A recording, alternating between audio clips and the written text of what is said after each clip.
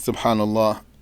In terms of my YouTube channel, whenever I post these lessons here, these review sessions, it's really, really, really gets under those Wahhabi skins. They hate these ones really bad. They give me a lot of interaction. Subhanallah. Well, let's get started here. So now we're on question 58. Do the Wahhabis have other false beliefs besides this issue of comparing God to the creations? Yes, they have a number of false beliefs. Do you know any of them? Two major issues come to my mind right away. What else do those Wahhabis do or believe that's against the right belief of Ahlus Sunnati wal Jama'ah?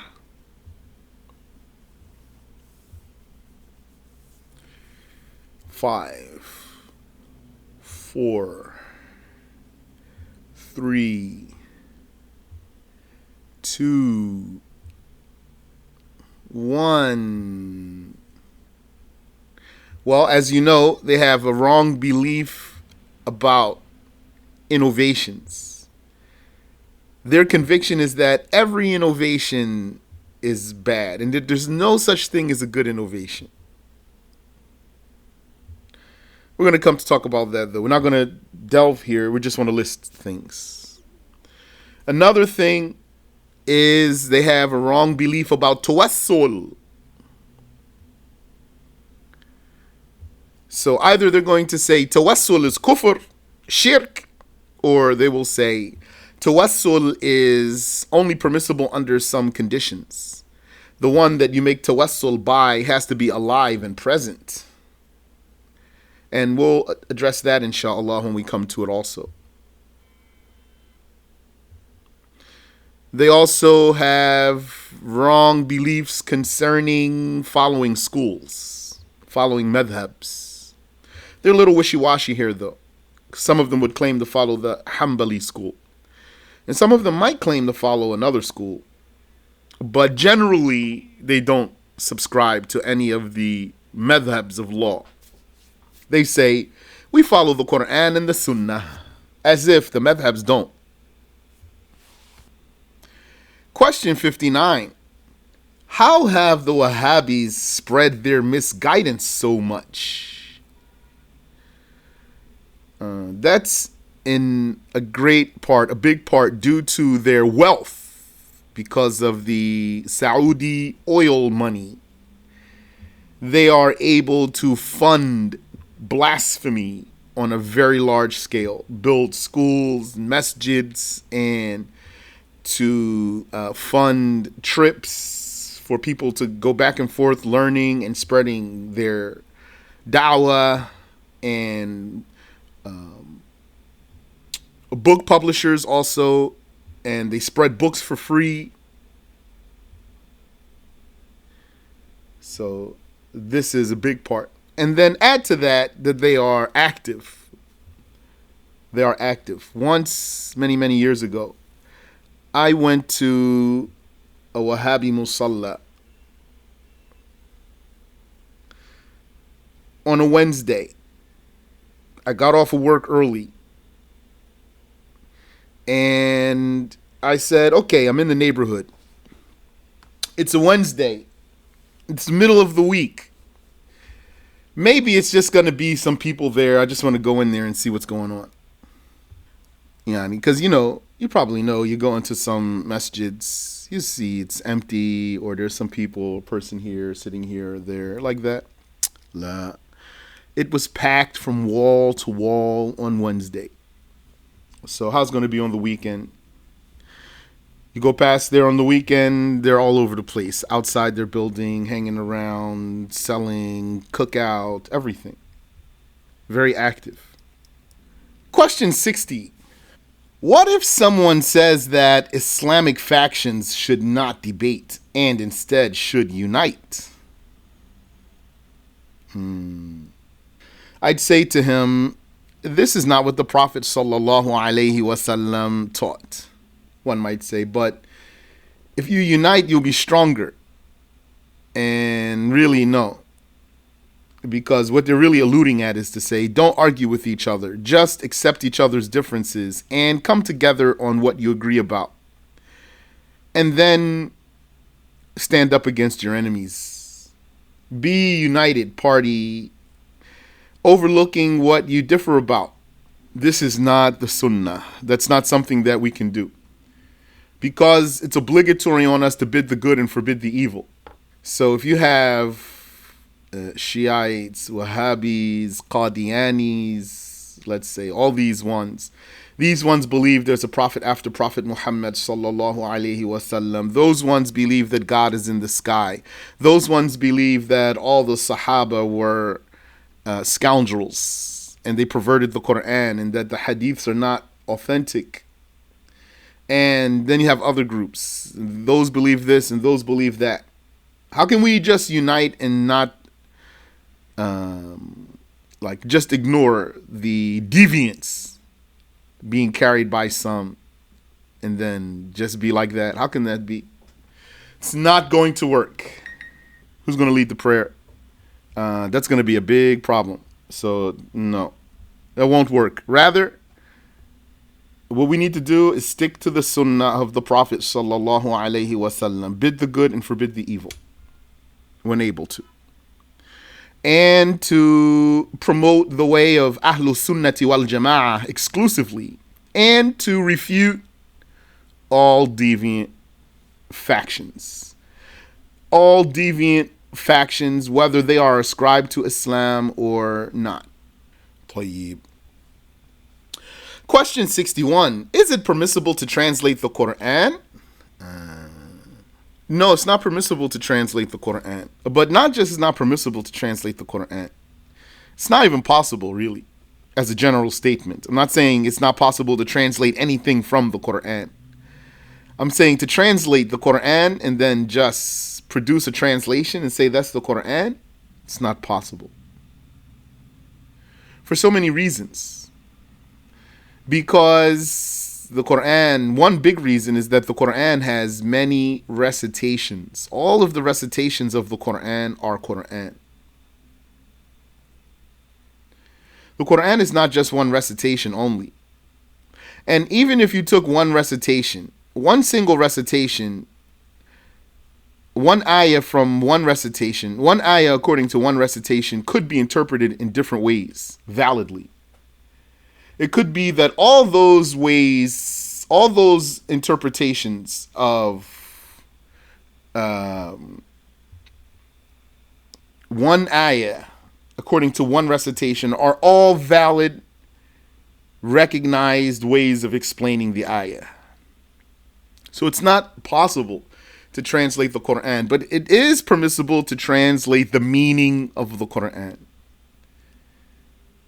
Meaning, in other words, to translate the Tafsir of the Qur'an. So you say, this ayah of the Qur'an, what does it mean? It means such and such. That meaning, that's what we're going to translate. Question 62. Can I read the books of Tafsir on my own?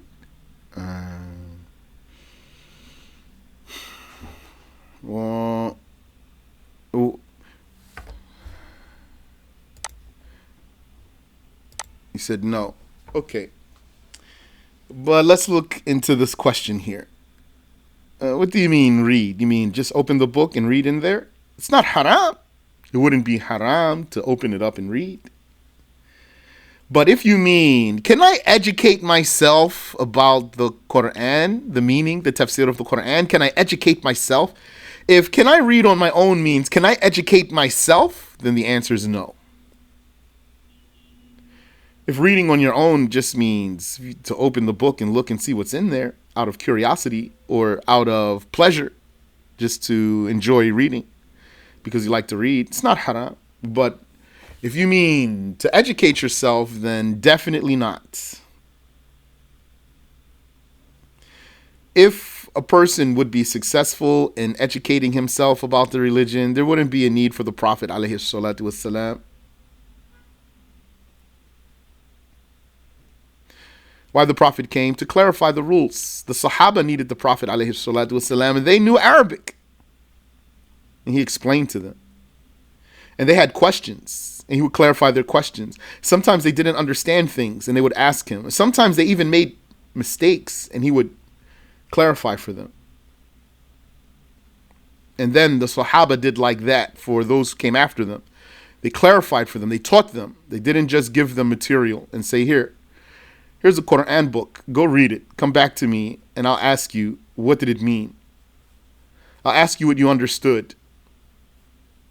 Not like that. And that's not just for the tafsir of the Qur'an. That's for all the knowledge. The Prophet sallallahu alaihi wasallam said, وَإِنَّمَا الْعِلْمُ بِالتَّعَلُّمِ. The knowledge is merely by being educated, by learning, sitting under an educator who will teach you. Question 63. What is the difference between the Wahhabi approach and the Sunni approach? There's a lot of differences. When it comes to the creed, the Wahhabi creed, the Wahhabi method is to take the verses of the Qur'an and the Hadiths of the Prophet, in particular, the ambiguous ones, to take them by their apparent meanings. Yes, Wahhabis are literalists. But they're not consistent in that, though. They're literalists when the script calls for it. Otherwise, they won't be literalists. So when it comes to Ar-Rahman wa ala al-arsh istawa, or fi sama, or yad, or ayn, they want to take what appears to them. But when it comes to wa huwa ma'akum ayna ma kuntum, he's with you wherever you are, they say, oh, that means by his knowledge, though. He knows about you wherever you are, which that's correct. But when it didn't work for them, then they weren't literalists. Yes, also the Sunnis are rational. That's right. That's true. Or intellectual. And the Wahhabis are not rational or intellectuals. Let's see what answer we have under this question in the book here. What is the difference between the Wahhabi approach and the Sunni approach? Remember, we understand the texts about the attributes in accordance with the verse, لَيْسَ كَمِثْلِهِ شَيْءٍ. So like we said, nothing resembles him.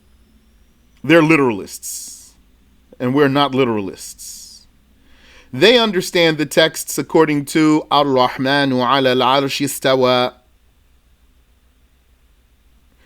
So they make nothing is like him dependent on the meaning of Ar-Rahman. They say, Ar-Rahman rose over the throne. They say, nothing is like him depends on the meaning of Ar-Rahman rose over the throne, which we don't say it means he rose over the throne, but that's what they say. Which means they believe that Allah rose over the throne. They believe he's physical, he has created attributes, and then they say, they fool themselves and attempt to fool others, sometimes successfully, by saying, not like the creations, though. One Wahhabi recently said to me, two of them actually, they said to me, we didn't say Allah is in a place, we said Allah is over the throne. So I told them, over is a place. Oh, intelligent one. So he got mad at me. He said, over is a place for us. Allah is over, not like other things are over. So I said to him, but if you were to point, you would point in the same direction that you would point for anything else that's over you. So he didn't have an answer for that. Because don't the Wahhabis point up? I'll never forget that recording of Dawood Adib, where he kept saying, I'm pointing up, I'm pointing up. Perhaps you wonder why I'm pointing up. He said, that's because, and I'm paraphrasing, that's because that's Allah's direction. So those silly people, they would say, Allah is over, not like other things are over. And then you tell them, but when you point in the same direction as everything else that's over. So what's the difference? He won't have an answer. For us, the meaning of Ar-Rahmanu ala al-Arsh istawa depends on the meaning of Laysa kamithlihi shay'. Nothing is like him in any way. So since nothing is like him in any way, then we don't attribute to him any physical attributes. Okay, so this question 63, what's the difference between the Wahhabi approach and the Sunni approach? The question here, the words of the question are broad. There's many differences between us. But the question is really directed towards the context of what was being discussed, where the question is. So the question is about the approach to explaining these attributes in particular. Question 64. What is the hadith of the slave girl, or the slave woman, or the female slave? Hadithul-Jariyah. Very important hadith to know. This is a hadith that has different versions. He said the hadith about the question asked to the slave girl about where is Allah. Okay. Yeah, that's the hadith. Correct.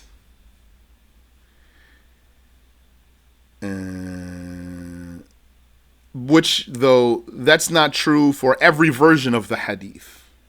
So if you wanted, you could say here, the hadith, that some of its versions have a question asked to the slave girl, where is Allah?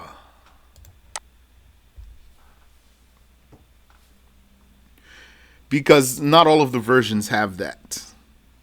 And this hadith has, between its versions, many inconsistencies in the chain and in the text.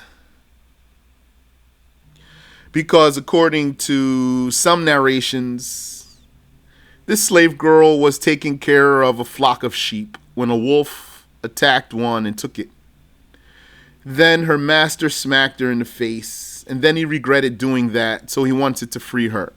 So he took her to the Messenger of Allah sallallahu alaihi wasallam, and then etc. till the rest of the hadith. And according to some versions of the story, a man's mother died.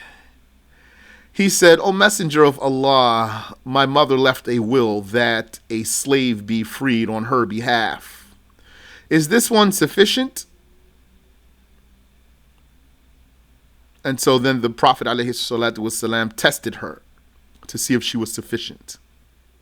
In some versions of the hadith of the slave girl, more than one, the Prophet ﷺ asked her, "Where's Allah? Where's God?" That's a literal translation, of course. Ayna Allah.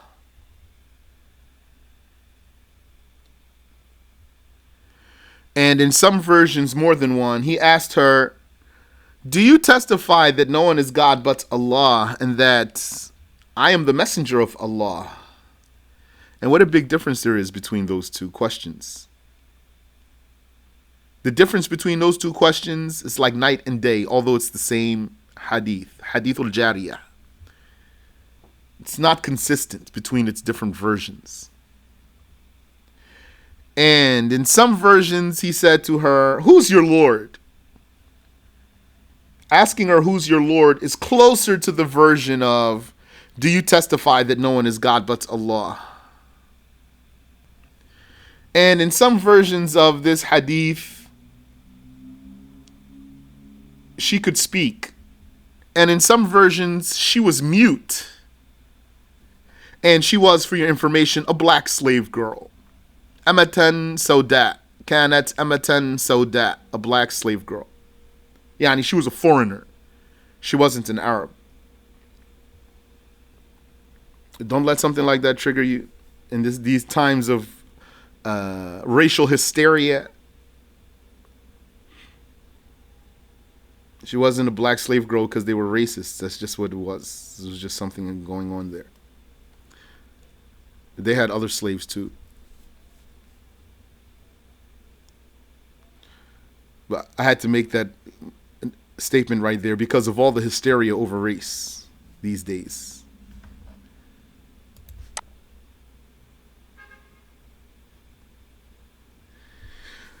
I wouldn't say it was non-existent. The concept of race was non-existent. I wouldn't say that because the Arabs were so proud.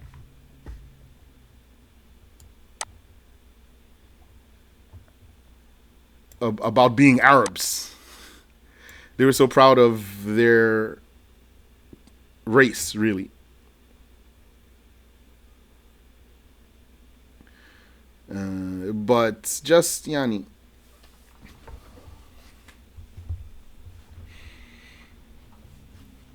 only said what I said because of there's so much hysteria these days. So people are not reasonable now. All this racism. Subhanallah. This is a trick of the devil. We're digressing here. This is a trick of the devil, brothers and sisters. Don't get caught. Don't get swept up in that. And don't get swept up with the race hustlers also. The grifters and race hustlers out there. There's people who make a living off of this. Now, anyway. So that's the hadith of the slave girl. In brief.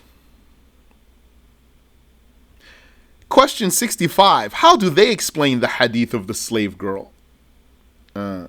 So the Wahhabi will say to you, or anyone who's not suspecting in particular, that's really the one he wants to get is the one who has no idea what's about to come. He would say to the person that the Prophet sallallahu alaihi wasallam, he said to her, ayna Allah, where is Allah? Qalat fi sama. She said, in the heaven. Or some of them will lie, maybe most of them will lie and say, she said, over the heavens. Excuse me. Over the heavens. Over, that's a lie. It's not literal. And heavens, that's a lie too. Fi sama, in heaven, in the sky. That's what fi sama literally means. You said they say she pointed to the sky, or that she said Allah is in the sky. That's true. Yes. Sometimes they say both of them. Not or even. You're right. But sometimes they don't say or, they say and. They say she pointed to the sky and said Allah is over the heavens. In some narrations, she pointed, but she was a mute. She couldn't speak. According to some narrations, the entire conversation was in sign language. The Prophet spoke to her in sign language. Alayhi salatu wassalam. But in other narrations, she wasn't mute. She could speak, and he spoke to her verbally. They say the Prophet sallallahu alaihi wasallam said to her, where is Allah? And she said, they would say, over the heavens. And maybe some of them would say, in the heaven or in the sky, fi sama. Because they do have some factions here. But maybe now, in this time we live in, maybe they have been overtaken by those who say, over the heavens.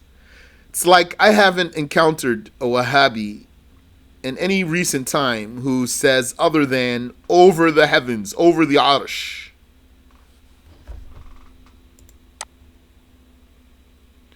According to some versions of the hadith, he spoke to her in sign language. That's what Al-Kawthari said. So they say, this is the Prophet's question to her. And this was her answer to him. And then he said, free her, she's a believer.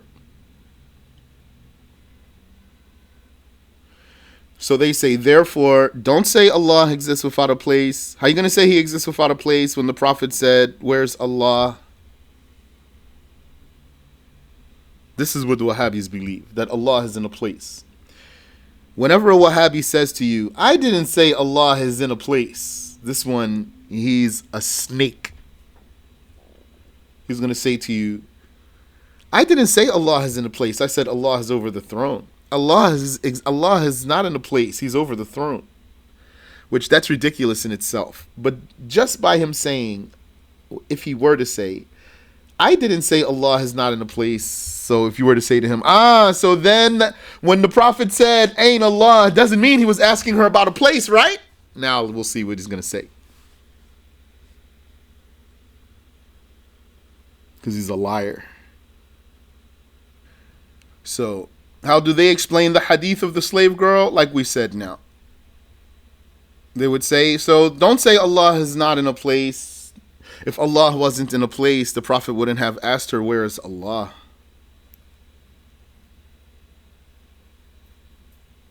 So that's how they explain the hadith. Question 66. How should an unsuspecting person respond to such a hadith?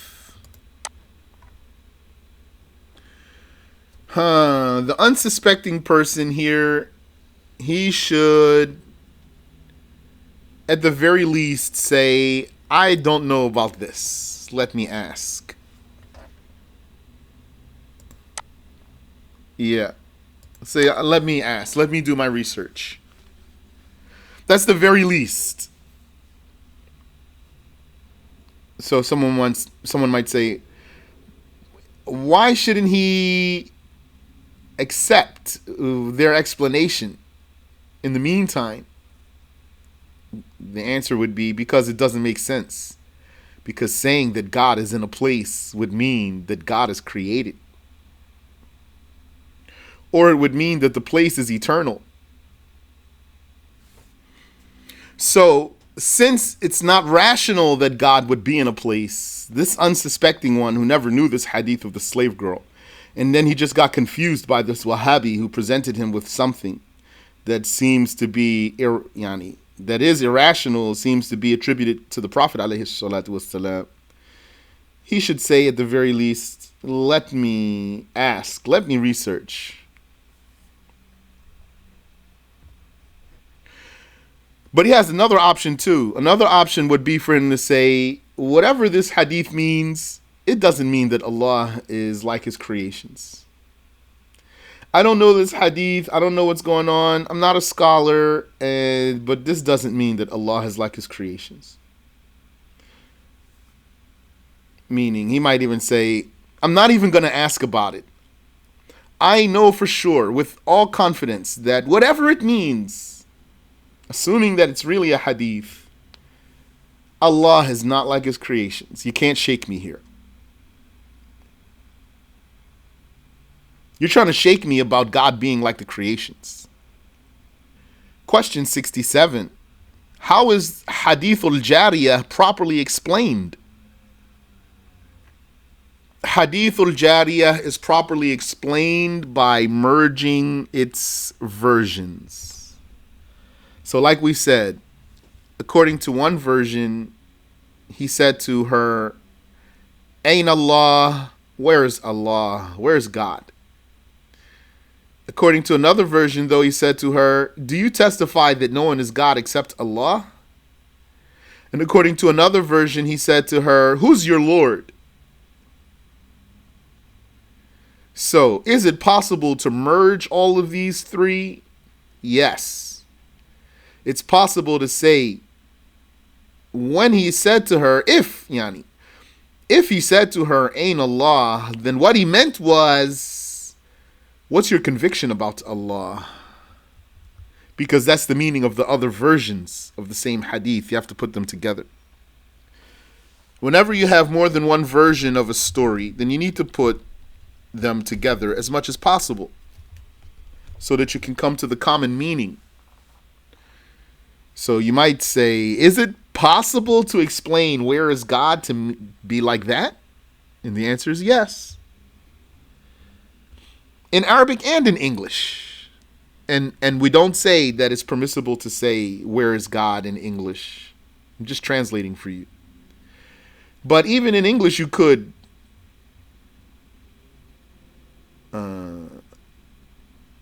explain such a statement to mean, what do you believe about God? It basically means, what's his status to you? What's God's status to you? Just like you'd say, where are the Cowboys? Where are the Eagles? Where are the Sixers? Etc. Where are the Knicks? Where are they? You're not asking, are they on the road now? Are they playing at home or are they playing in someone else's court? That's not the meaning of the question. It means, what's their status? And when she said fi sama, in heaven, it means he has the highest status. And if you were to ask, why would these words be used if this is the meaning? Why say it this way if this is the intended meaning? We say we don't confirm that he said it that way. We're just explaining a rendition that came. He couldn't have said it in every way. It was only one story. So we already said 3 different versions. So he didn't say all of them. He said one of them. So we're not even saying that he said, where's Allah? And she said, in heaven. We're saying it was reported like that. One of its reports came this way. And the best way to explain that is to merge it with the other reports. But most likely is that he asked her about the Shahada, or he asked her who's her Lord. Which, by the way, are versions of the Hadith that a Wahhabi will never, ever, ever give you. Never. I've never, ever personally ever seen a Wahhabi ever bring up the other versions of the Hadith of the slave girl. They only bring the version that suits their agenda. If they were honest, and they are far from that, then they would have produced the different versions of the Hadith and then explained them, said, this is one of the versions, here's another one, and here's another one. They're only going to talk about the other versions of the Hadith when you bring it up, challenging them. Otherwise, they're just going to try to misguide you with as less effort as possible. Question 68. What if the Wahhabi says, ayna, where, is only a question about the makan, the place? We would say that's not true. That's false. If he said that to me, I'd say to him, that's false. You say he accused the messenger of God of blasphemy. That's true, but he doesn't see it that way. If he says ayna only is a question about the makan, I'd say that's false. So I suppose he'd say, what's your proof that it's false? So let's see what we have here in the book.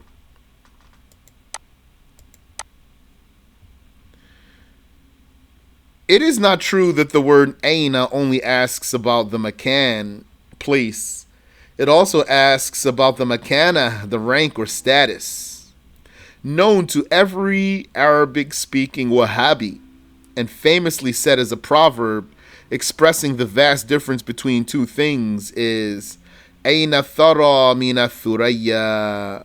Where is Pleiades compared to the soil? That's a proverb, very famous proverb. Pleiades is a constellation of stars. This proverb means that whatever is represented by Pleiades is superior to what is represented by the soil. And ayna thara mina thuraya here. I'm going to copy this. Let's Google it and see what we get. Look at all these hits here. Because Wahhabi maybe will say, well, where'd you get that from? Where's this? I never heard of that. I never heard such a proverb. Ayna thara mina thuraya. Ayna thuraya mina thara. Ayna thuraya mina thara. Many hits. So that you know it's really famous. Ayna thara min thuraya. Ayna thara min thuraya. Didn't tell us how many hits came. Usually tells you how many hits you get for that.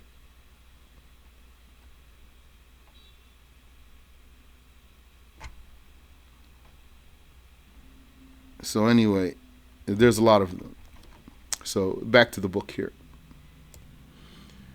Thus, we do not deny that ayna asks about the makan, but makan does not only mean place. It also means makana, status.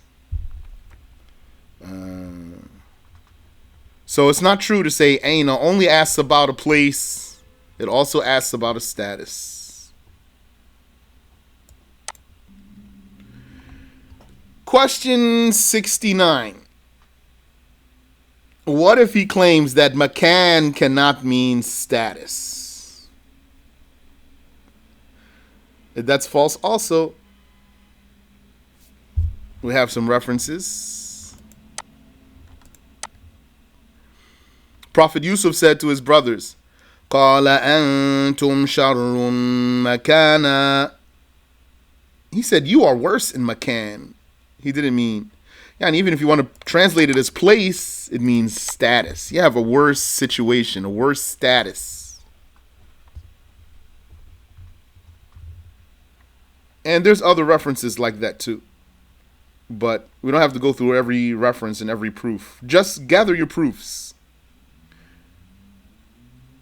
And accustom yourself to refuting your opponent with one proof. Don't jump all over the place. That makes you much stronger. Even if you have 50 proofs, give them one proof and stick to it.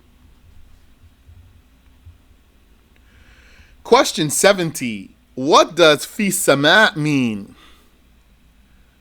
Fi sama means, in this hadith, it means having the highest status, being exalted. It doesn't mean he's in heaven, God's in heaven. That's Christian belief and Jewish belief, not Muslim belief. That's why Wahhabis, they what's the word? They yani, I want to say identify. There's another word I'm looking for, with Jews. They sympathize. They sympathize with Jews. Wahhabis, they sympathize with the Jews. They're their brothers. You want to imagine or envision what some people who followed the sacred law of Moses, they were Muslims following the sacred law of Moses, and then some group of them started likening Allah to the creations, but still showing themselves as believers and perverting the sacred law. Take a look at Wahhabis. It's like they are a reiteration of Jews. Very Jewish they are, those Wahhabis, many ways. I mean, in behavior and in dishonesty. Very dishonest people. Question 71. Are there other versions of the story of the slave girl? Yes, we already mentioned some. Question 72. What if he says Sahih Muslim is second only to Sahih al-Bukhari, not the Muwatta of Malik, because Malik is the one who narrated. He's one of those who narrated, do you testify that no one is God but Allah? And she said yes. That's also narrated by Ahmed in the Musnad. Malik narrated it and Ahmed narrated it. Do you testify that no one is God but Allah? She said yes. But usually we refer to Malik's book, the Muwatta. And we've seen copies of Muwatta with Malik's version missing, removed. One brother, he purchased Muwatta. He said, show it to me. I got Muwatta so you can show me the hadith. He purchased it with his money. So it's in the chapter of freeing slaves, emancipating slaves. Malik narrates both versions. He narrates the version, do you testify that no one is God but Allah? And she said yes. He also narrates the version, ayna Allah. So I said, okay. I opened it up. Behold, the hadith is not there. So we took it to a sheikh. The sheikh looked at it. He was baffled. Said, wow, how's the hadith not there?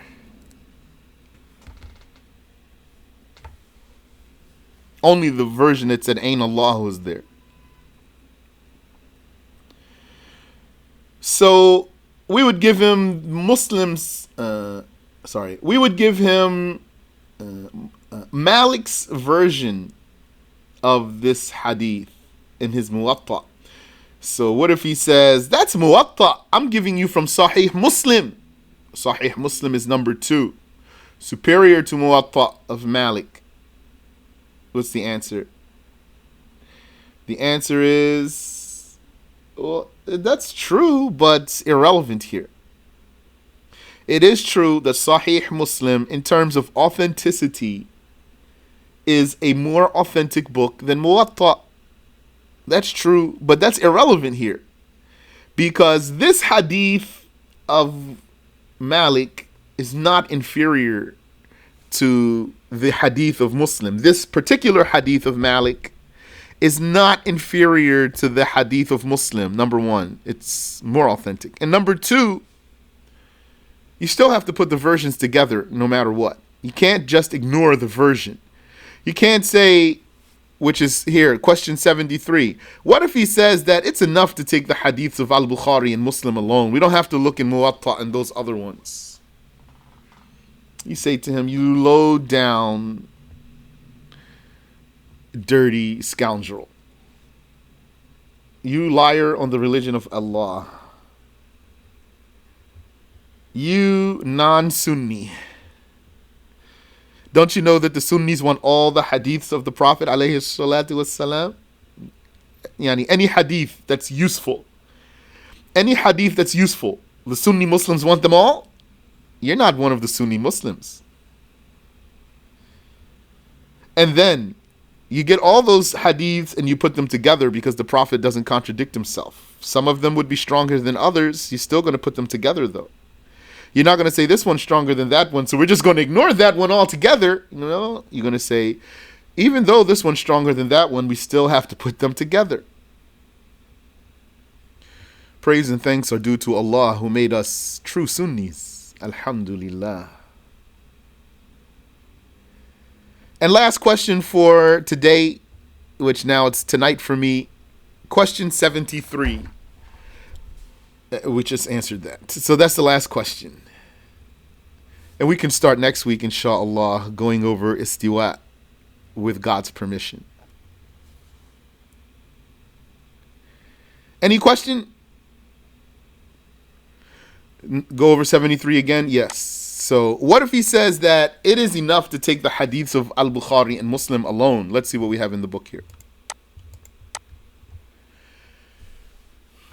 Claiming that because of their prestige, the hadiths of Al-Bukhari and Muslim are enough without taking other hadiths into consideration is utter stupidity and a call to ignorance, and it's dishonesty.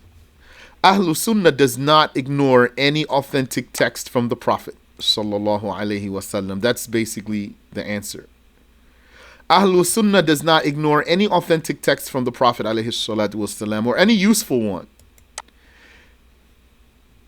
And the fact is that the authentic hadiths are spread throughout hundreds of books. Ameen wa iyyakum.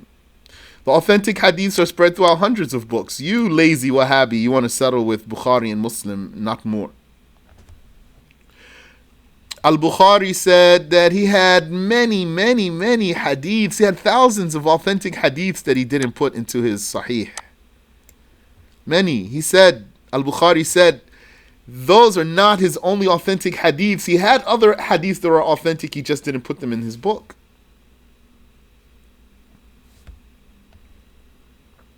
Thousands of them. You said hypocrisy on their end. How do you figure it? Tell me how you see so. Yeah, and it doesn't come to me immediately that it's a hypocrisy.